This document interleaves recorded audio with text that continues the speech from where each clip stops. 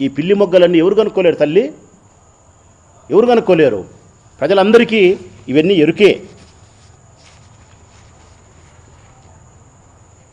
మీరు సమాజ ధర్మం ప్రకారం ఉండినా రైట్, లేదు న్యాయస్థానానికే పోతాం కోర్టు కంటే పోయినారు, కోర్టుకు పోయినారు.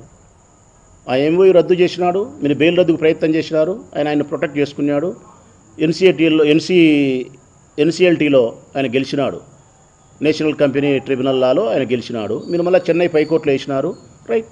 న్యాయం ప్రకారం పోతా అంటే కోర్టులో వేసినారు, కోర్టులో తీర్పు వచ్చేంత వరకు ప్రెస్ ముందుకు రావాకండి. లేదు సమాజ ధర్మం ప్రకారం అయితే కనుక నువ్వే తల్లివే పెద్ద మనిషివి, కూర్చోపెట్టి మాట్లాడి కొడుకు ఏదైనా ఇస్తే ఇప్పించుకొని ఇచ్చి బిడ్డను శత్రువుల ఇంటి దగ్గరికి పోకుండా, శత్రువుల పార్టీలు ఉండకుండా, అన్నను బజారుకి ఇడ్చకుండా అది ఏమి కట్టడి చేయాలనో చేయి తల్లి. సమాజ ధర్మం ప్రకారం వస్తే జగన్మోహన్ రెడ్డి సంసిద్ధమే, లేదు న్యాయస్థానం ప్రకారం పోతే ఆయన సంసిద్ధమే. మరి న్యాయస్థానానికి పోయి మీరు ఆస్తుల విషయంలో భాగముందని అడిగిన తర్వాత ఆయన కుమారుడు సంపాదించుకునే ఆస్తుల్లో చెల్లెలు భాగముందని పోయింది. తండ్రి సంపాదించుకునే ఆస్తుల్లో కాదు, కొడుకు సంపాదించుకునే ఆస్తుల్లో 30 ఏళ్ళ తర్వాత పోయింది, నాకు భాగముంది నాకు అని. న్యాయస్థానానికి పోయినావు, న్యాయస్థానంలో తీర్పు వచ్చేందుకు ఉండు తల్లి. షర్మిలమ్మ, విజయమ్మ గారు కూడా ఉండాలి అంతవరకు. మళ్ళీ ప్రెస్ ముందుకు వచ్చి ఎందుకు షర్మిలమ్మ గారు మాట్లాడతారు?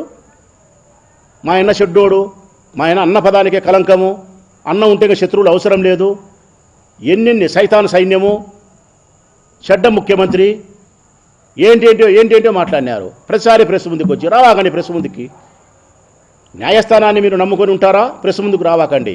సమాజ ధర్మాన్ని నమ్మి మీరు ఉంటారా? నువ్వే పరిష్కారం చేయి.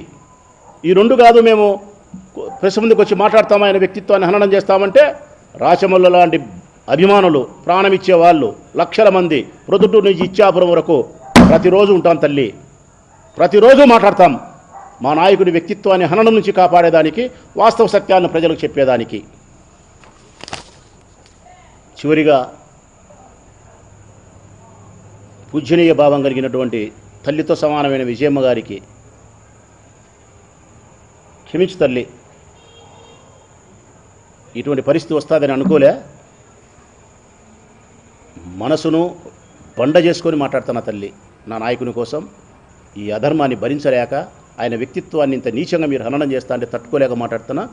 మళ్ళీ మీరు ప్రెస్ ముందుకు వచ్చి మాట్లాడితే తప్పనిసరిగా సత్యాలను వెలికి తీసి ప్రజలకు చెప్పే ప్రయత్నం చేస్తా.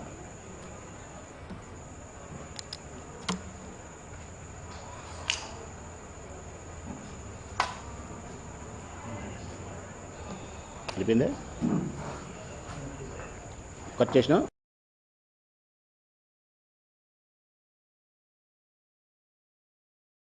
మాటలు నమ్మితే మీ బిడ్డను, మీ కుమారుణ్ణి ఏ విధంగా భావిస్తారు తల్లి? ఇంత అన్యాయ